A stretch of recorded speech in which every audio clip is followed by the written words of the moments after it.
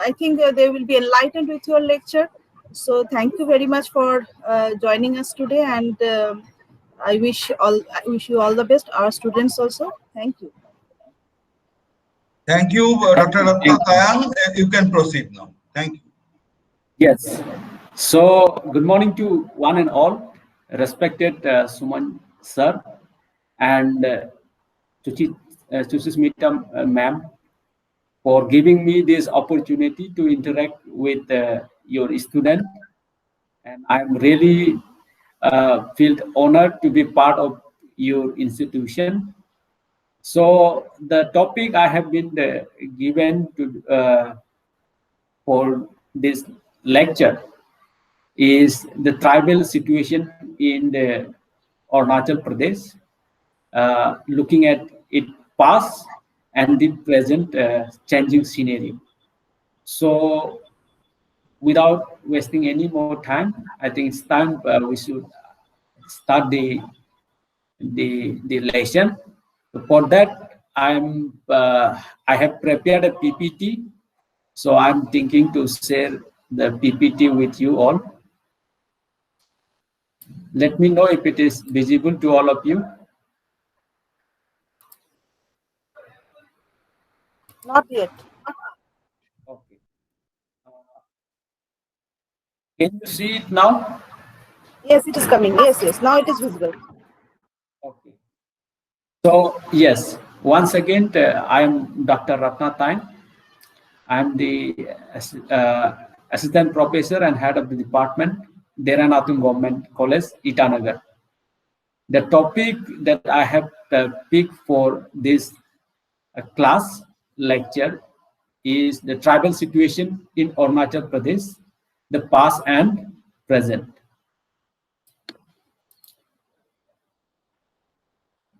Yes. So the topic covered in this presentation include little bit of the understanding the past history of Arunachal Pradesh, and will be also looking at the religious aspects of different tribes of the Arunachal Pradesh. Thirdly, we'll be looking at the linguistic aspects of different tribes. Then the political aspects of different tribes, and the livelihood patterns of different tribes of Arunachal Pradesh. So these are the things that we will be discussing in this 1 hour lecture. Now, it is very important to note here that understanding large numbers of tribes living in Arunachal Pradesh and their cultures and history is largely the outcome of good numbers of anthropological research. In fact, their anthropological monographs on various tribes of Arunachal Pradesh are the only authentic source of information on what they were like in the past and what they were, what were their history and their cultures. In fact, the Sachin Roy's book, Aspects of Padam Minyak Culture, written in the year 1960, is regarded as one of the best ethnography of India.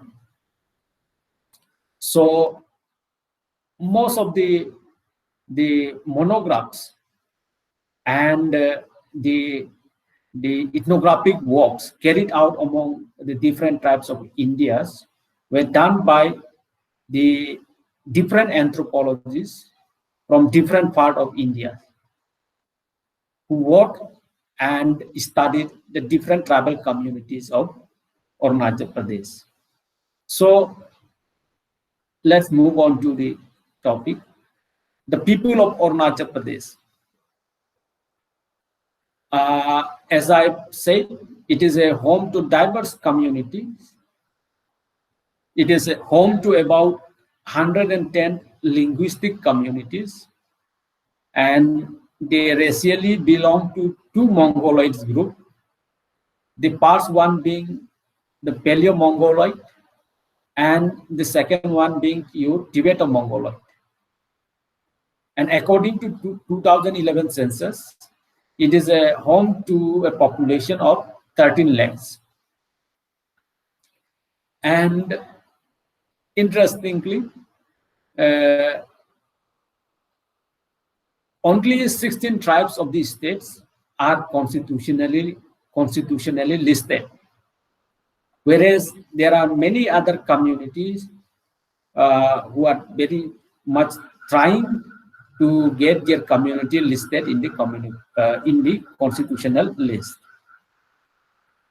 So you must have heard very often that Arunachal has 26 major tribes. So these are the major so-called the 26 major tribes of Arunachal Pradesh. Number one being the Adi, then the Aka, Apatani, Bangro, Bugun, Galo, Hilmiri, Kamia, Kamti, Lisu, also called as Yobund, Memba, Nizi, Nising, Monpa, Mismi, Na, Nisi, Nokte, Puroi, Sartam, Serdupen, Simpo, Tagin, Tangsa, Wangsho, and Jakri, sometimes also called Meo. These are the 26 major tribes living in Arunachal Pradesh today. Now, apart from this tribal community, there are also community living in Arunachal Pradesh who are also popularly called as non-Arunachali or non-indigenous native of this land. Though they are also very much part and parcels of the Arunachali cultures. Some of them are, number one, Deuri. They call themselves Jimo Chayan, and they are also living in Arunachal Pradesh for a very long time. In fact, since time immemorial, they are living. They are as indigenous, as native to any of the communities living in Arunachal Pradesh. According to 2001 census, their population in Arunachal Pradesh is 4,504. They live in Namsai districts of Arunachal Pradesh. Interestingly, the majority of the Deuri population lives in Assam.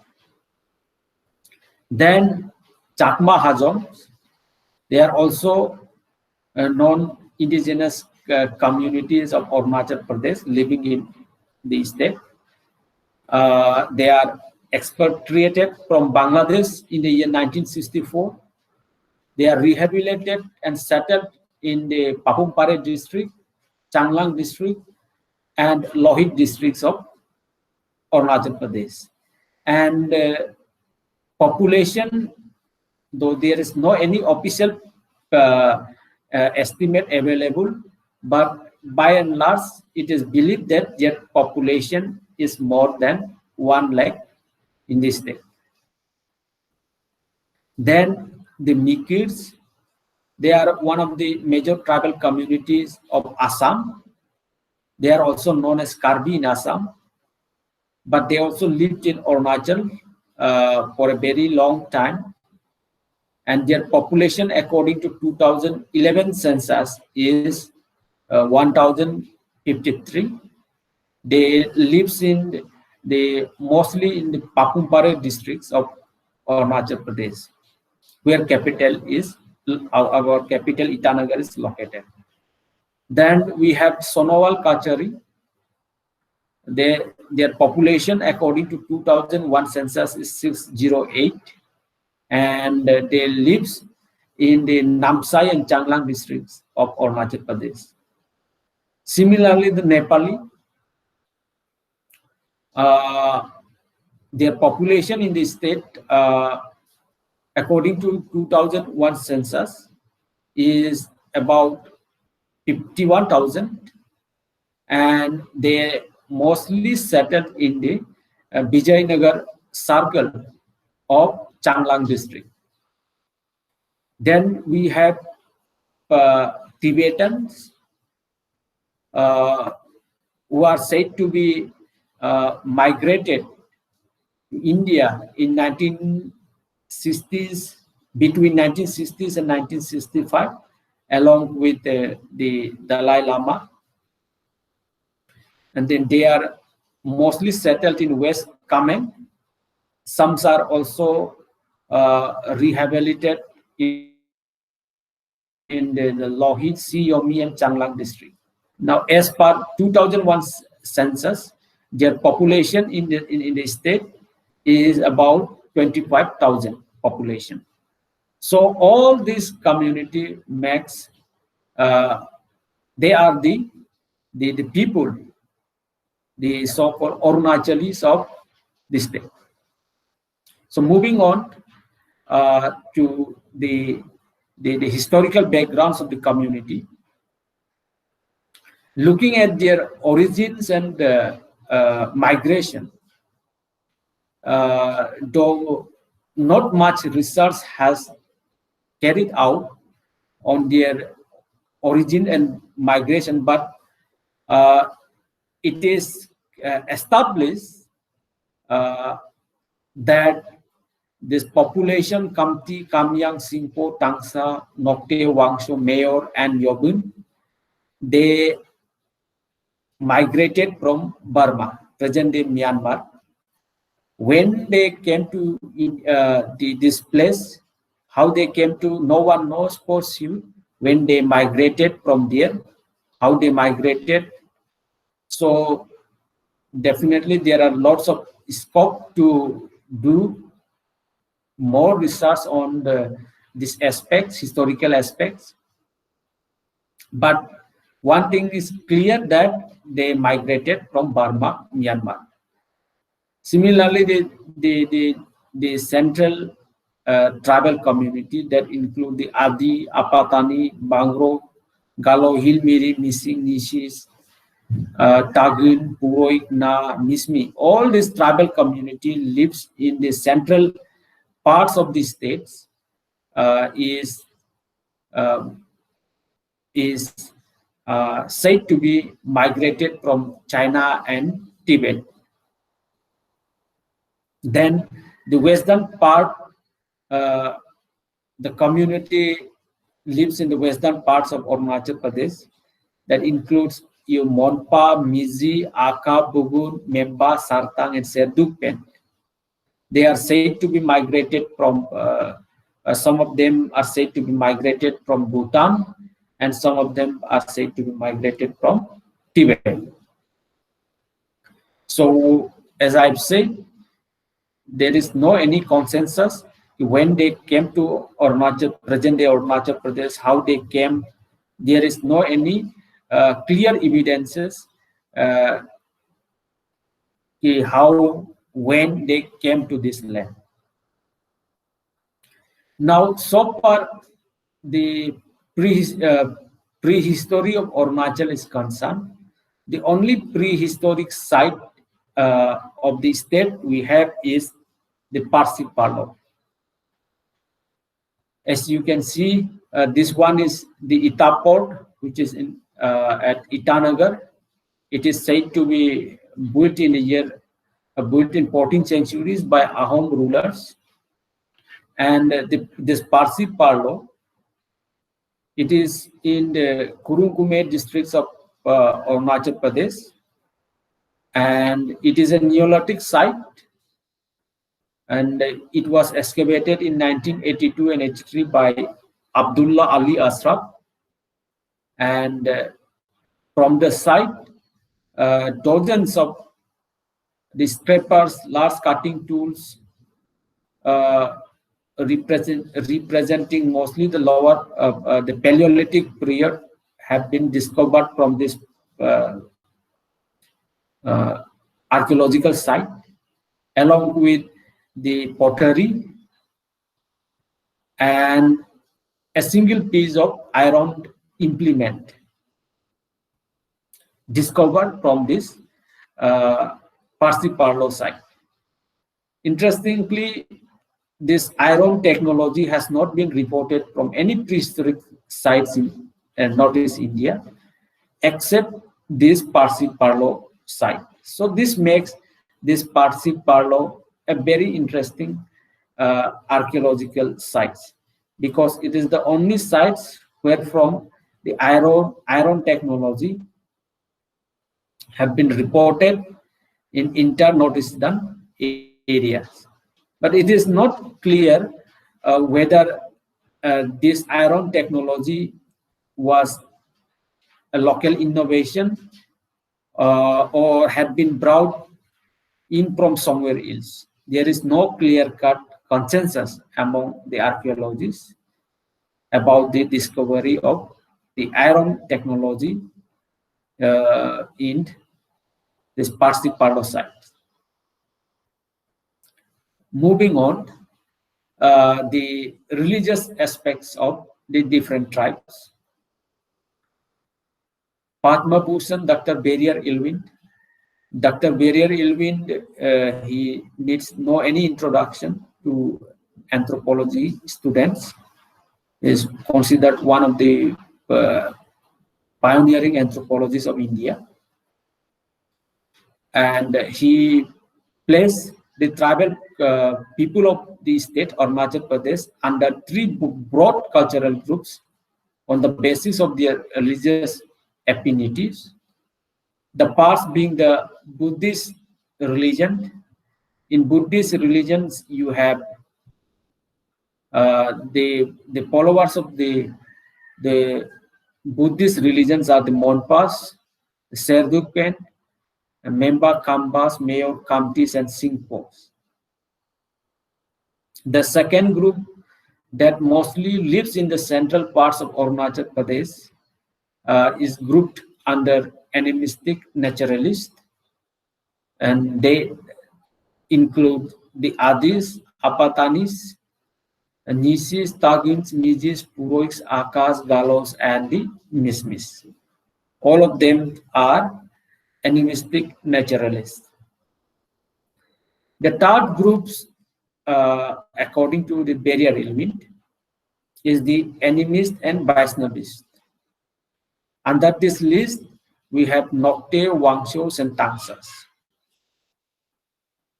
Interestingly, as per the 2011 census report, 47.2% of the scheduled tribe population has been put under other religion follower. That means they are not Christian, Hindus, or Buddhists. They are mostly the animistic naturalists. And 26.5% of the STs living in Arunachal are Christian. 13.1% of the scheduled tribes community living in these states are Hindus, and 11.7% of the people living in Arunachal are Buddhists. Moving on to the next aspect, the linguistic aspect. And by and large, the language of Arunachal Pradesh has been classified under two groups, Tibeto-Burman and Thai group of language. Now, according to Lisa Longdak, he is a native of this land, Arunachal, considered as one of the pioneering linguists of the state. According to her, if we list the various linguistic varieties or dialect, then at least 90 different languages are spoken in Arunachal Pradesh. Except the Bodic, except the Monpas who have the Bodic script, the members who have the Hikor script, the Kambas who have Hingna scripts, the Kamtis have their Thai scripts, The rest of the communities, the tribal community living in Arunachal, have no written script.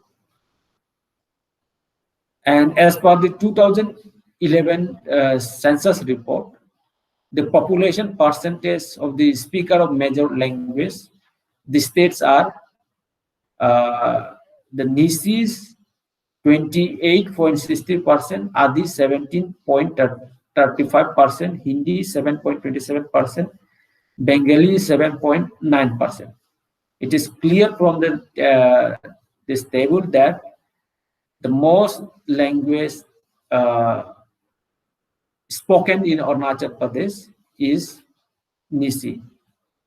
And for your information, Nisi is also numerically the highest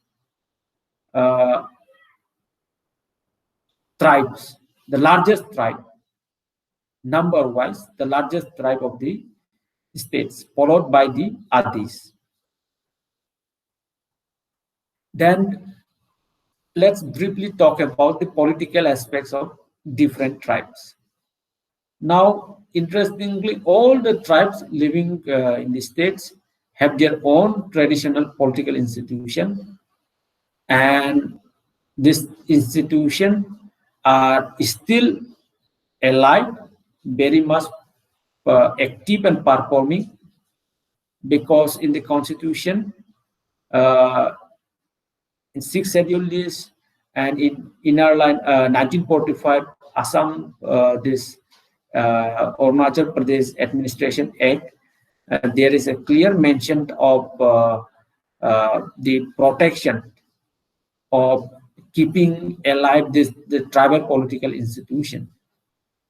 Even the Panchayati Raj Act 1972, which was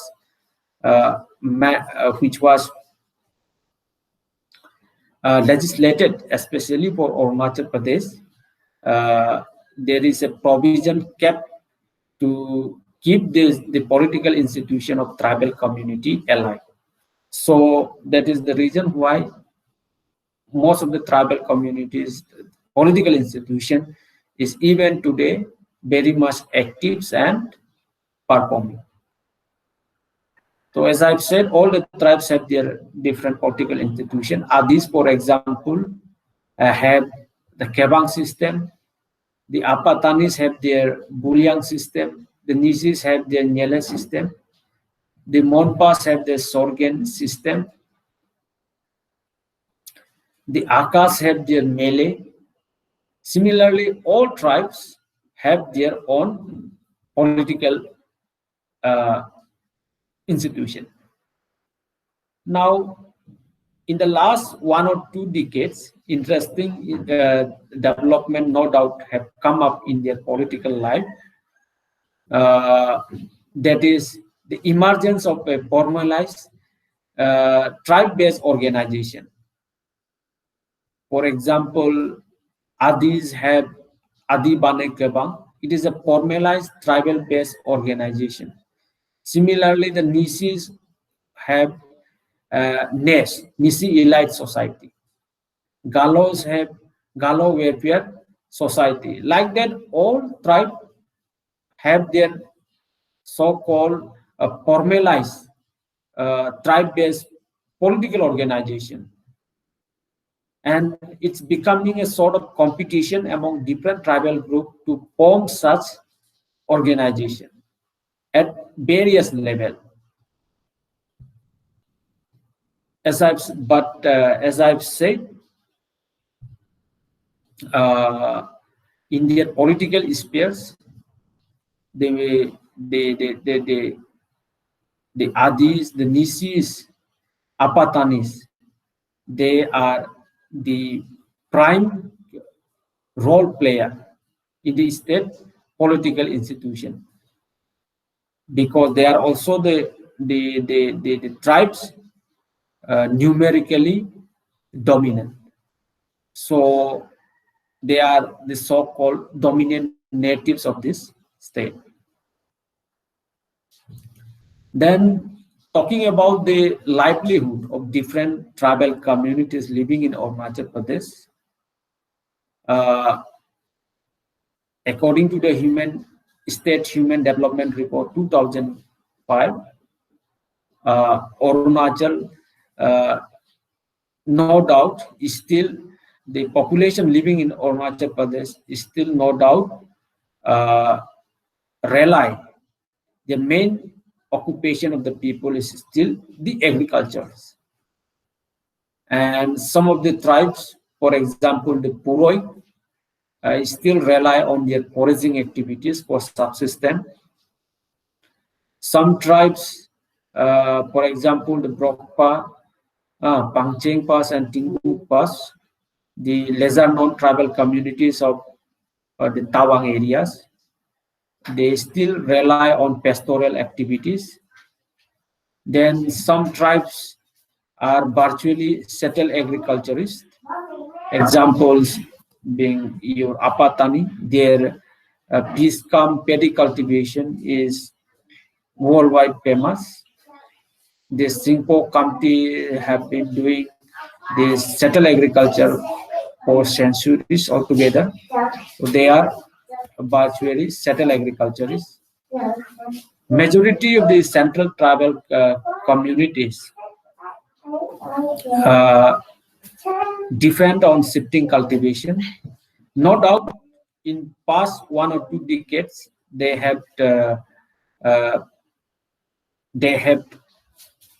shifted to other livelihood. I mean, they have discontinued their shifting cultivation practice, but in some pocket, still in some areas, shifting cultivation is still in practice, especially the mountainous area, the central parts of the central Arunachal. And the people who lives in the foothills area,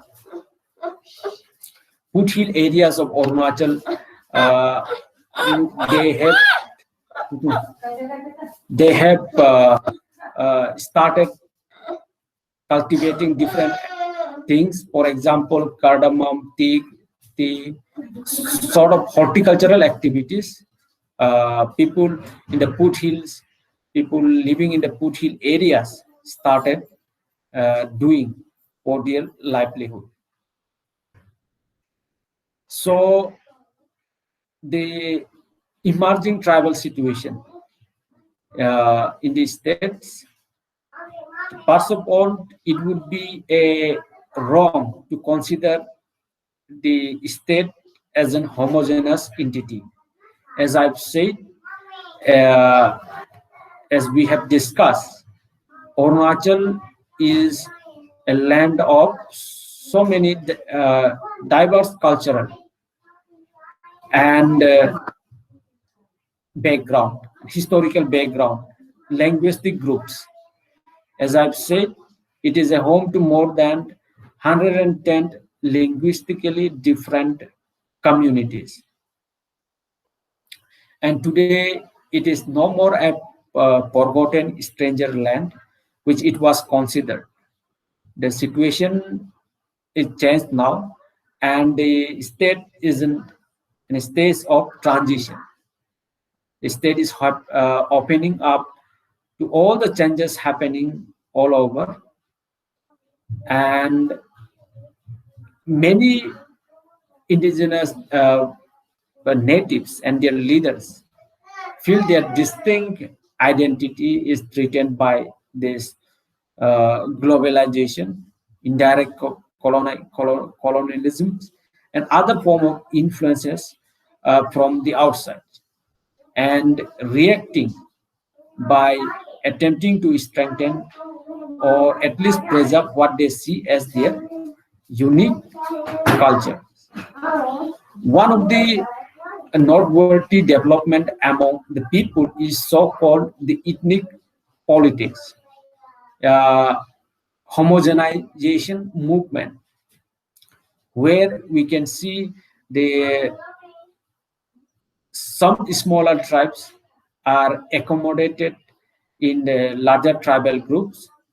There are also many instances where smaller groups are trying to create a space for themselves, discarding their relationships with the larger tribal identity.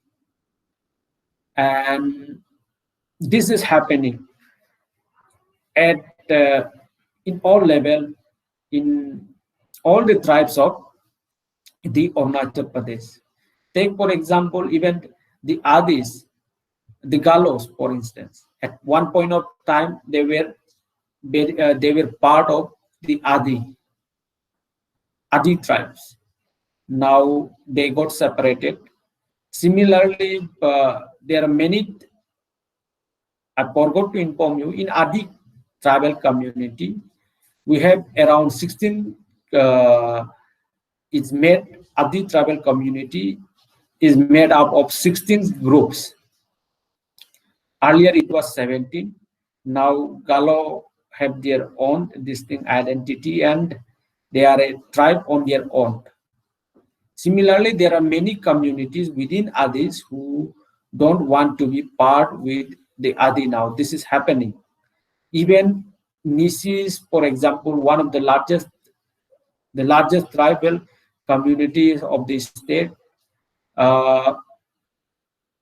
have so many tribal groups within the Nisis. So many are trying hard to separate themselves from this community, and there are also community who are trying to get who wants to get accommodated in their larger tribal communities. So this is happening, and because of this, lots of this unpleasant activities, political fightings we used to see in the state of Arunachal Pradesh, which is not an healthy sign for a state like Arunachal Pradesh, where there is hundreds of more than 110 linguistically different communities living. So in preparing this PPT, I have taken some of this author. I have taken their views and opinion. So yes, if any one of you have any question, I'll be happy to answer. Yes. Thank you very much, Dr. Tang. This is very interesting. This topic was very interesting, and it is encouraging us to know more about tribal people of your state, Arunachal Pradesh. So now I would like to like our students to communicate with sir. You can ask if any question if you have.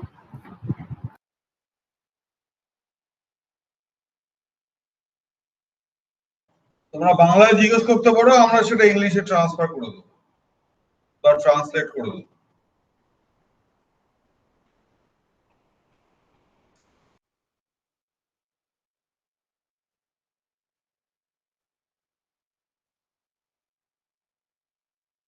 Question নেই?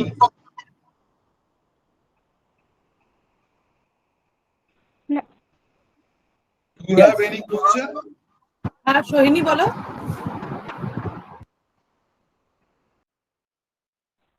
হ্যাঁ বলেন, কি বলবো? কিছু জিজ্ঞাসা আছে?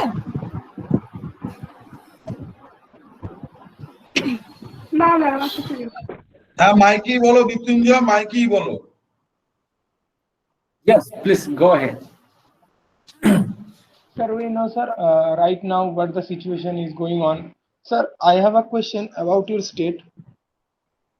Okay, Sir, yes, please. we know, sir, how tribal quarantine ritual helped Arunachal Pradesh become, sir, COVID-19 free, and how tribal received the indigenous lockdown practice or isolation rituals to fight against Arunachal Pradesh. Okay, thank you.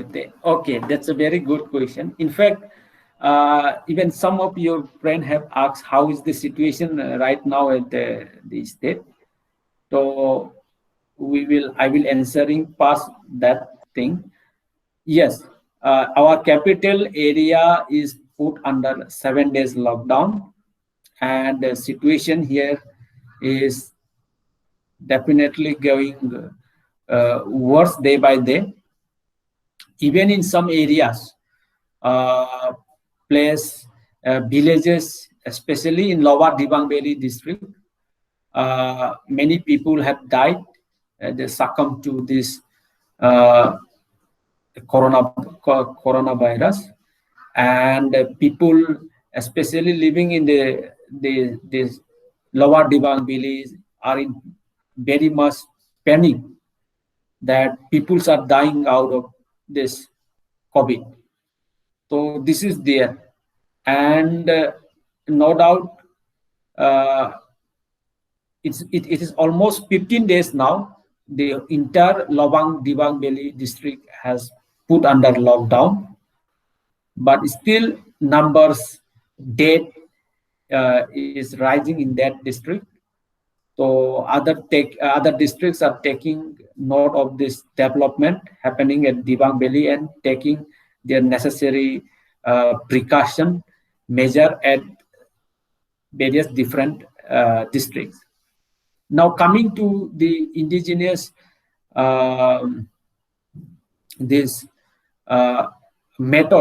indigenous methods of this COVID-19, what can we say? This COVID-19 controlling of these things, COVID-19 infection and isolation. This is very interesting in a sense that when the past COVID wave took place last year in the state, so in most of the parts of Arunachal Pradesh, people, after knowing what is happening all over India, so what they have done, they have barricaded their villages and performing lots of rituals, pujas, cleaning their villages. So like that, people have prepared, and this time also people are doing those ritual beliefs and performance, even sacrificing dogs right in front of the village entrance is happening. So this is no doubt indigenous way of isolating the village and keeping this village safe from the evil spirit, so-called evil spirits, coronavirus. So this is way, and no much research has been done to understand how successful these indigenous methods of controlling these things. So yes, there is a scope to research whether such methods was really successful here, or those things are to be studied and those are to be critically examined and understand. Yes. Also, kindly put your mic off. Orgo, kindly put your mic off. Do you want to ask question? Yes. Orgo, do you want? Now, one thing I would like to, yes, Dr. Ratna Tayang, you explained very, very lucidly the actual scenario of the Arunachal Pradesh, where the different indigenous community are living, and most importantly, they still have their own political organization in order to regulate the norms and values in communal rights and all these things. Another things you already highlighted that the people who are in small in number, so they are just engulfed by the higher concentration of this community. So I just like to put another example here. regarding the Ainu population in Japan. You know that in Japan, there's a Hokkaido island, and Hokkaido island was exclusively inhabited by the Ainu indigenous population. But in course of time, as because the Ainu group are very small in number and they are migrated from the China, so their cultural rights and all these things have been violated and human rights issues have been raised for the existence of the Ainu people. And now, if you want to study the Ainu population in Hokkaido Island, you never get any Ainu people who are there still now. Even if the Japan is the signatories of the UN Human Rights Commission, and now they are forming some of the small museums for the Ainu population for the tourism purpose only. So in that particular fashion, if the state government and the people who are not taken into consideration regarding this changing process, so the population in small number will be vanished in near future. So it is not the vanish only, but vanishing their social culture norms, their unique identity. In the biological terms, we have lost this very important gene pool, the gene genetic material, and the different body dimensions of this particular group. So here is the responsibility of the anthropologists, specifically the student of anthropologists, to study them and try to identify these populations, where they are distributed, and the current scenario, and trying to put these things in front of the government officials to help them for the survivals. Another example, I am trying to give you the AIPP, that is the Asia Indigenous People Pact. There's an organization who are dealing with the indigenous population who are living in the Asia region. So they are also shouting the rights of these people who are very small in number. I am giving one very current example that, you know, in course of rehabilitation process among the indigenous population in the different forest areas to the other part of the land, they have been rehabilitated 20 years or 30 years back.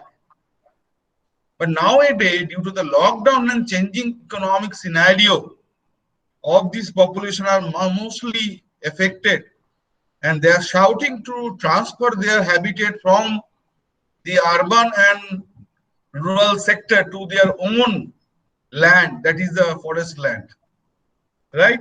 So they are trying to go, because they know that if they are living inside the forest areas, they have enough opportunity to use the forest resources. I don't know whether it is a sustainable way or not, but this is another issue raised by the AIPP, and AIPP supported this agenda in Thailand. So it is very interesting, because in all India basis, we have only the representation from Northeast India and one organization from the Jharkhand to AIPP. So that's why Dr. Ratna Tayang correctly noted and pointed out the fact that the larger population, they are trying to engulf the smaller population, even in indigenous community, and this is very important for the identity issues in the future, whether they are getting. Another important things he highlighted, that even we are telling that the 26 tribal groups who are living in Arunachal Pradesh, but within which only 13 groups they are giving the identity in terms of legislation, in terms of scheduled tribal schedules. So yes, that is important because of the fact, so those who are not scheduled yet, they are not getting the enough benefits and other opportunities from the governments. So that is also the important. Now, in this context, I would like to share another example from Odisha. That Odisha government suddenly in 2008 and 9 said that the Sabar people who are living in Khurda and Kotak district, they are not the tribal population at all. They changed their identity and their religious understanding. So that is why SC/ST TRI Director Dr. Ota, as you all also know Dr. Tarang, Dr. Ota is also the member of United India Anthropology Forum. So Ota told me that is it required to give the opportunity for the group of Sabar who are living in the Khurda and Kotak districts because they changed their identity and also changed their language as a whole. Then I argued that, sir, you are apparently said that they changed their identity, but if you go into their religious beliefs still now, they are believing their own traditional god and goddesses, even though they are changing their language into the Uriya. The problem is that those who are in the economic classes in a higher in position, they have not getting any sort of problem for their survival. But those who are living in the lower socioeconomic status, and they change the identity, they deschedule from the list of the state, so they are not getting facilitate from the government as well. So they are going to trash and they are going to underprivilege again and marginalized again within that particular community. तो আমি हिंदीতে বলছি যে जो मुझे बोलना है तो है ये जो जिसका लिस्ट में नाम नहीं है तो उसके उस कम्युनिटी का जो well to do household है उसका प्रॉब्लम नहीं है ये. They are surviving, right? They are doing their job, they are getting the money from their occupation, they are consuming the different kind of food. The problem is those who are living जो lower socioeconomic status में रहता है, तो वो लोग ज्यादातर depend करता है क्या स्कूल का मिड डे मील और different kind of privilege from ration also. जब बीपीएल में नहीं रहेगा और शेड्यूल में नहीं रहेगा तो उसको तो ये प्रिविलेज नहीं मिलेगा. That is problem, that is the main problem, and we should understand and raise this question to the government for proper action. So मेरा जो actually what I realized that they happily understand your lecture and your deliberation, and hopefully the next week Dr. Suchishmita Sen-Chaudhary also give you another topic. So for the time, thanks you again Dr. Ratna Tayang for delivering your talk, and it really enriched us to understand what happened in Arunachal Pradesh, and hopefully this is only the beginning of our understanding, and we'll go for this memorandum of understanding in the domain of academic and research collaboration.